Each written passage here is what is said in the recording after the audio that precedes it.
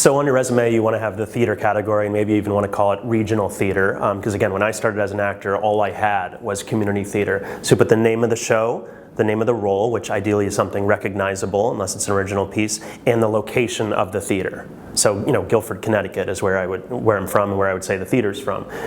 You don't have to emphasize the fact that it's community theater or anything like that. You just say where you did it, and I think that's enough. Even if you have one play. I mean, I have so many students who've come to me with a blank piece of paper as a resume and have now co-starred on Girls. So you have to start somewhere. Everyone understands that. But again, this is why training is really important. So in a perfect world, you have at the very least a good teacher on the bottom of your resume, in addition to special skills, things that might, like a good accent, like if you're fluent in a different language, that's great for shows like Homeland, something like that.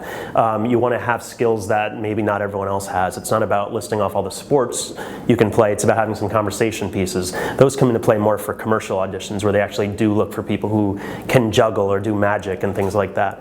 But training, theater as the two categories, and then special skills.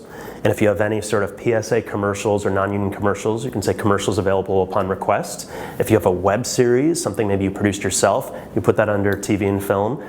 That's not a bad resume. I mean, again, we got to start somewhere, but you want to make sure at the very least it's formatted correctly. I think when you're starting out, you should probably put some of your stats on the top. So you have your name, your email address, your cell phone, your website, if you have one, and then you want to put your stats justified left at the top of the resume in small font, height, weight, hair color, eye color. Or if you sing to a high note, you want to put that on there. I think that's really helpful, especially for musical theater people.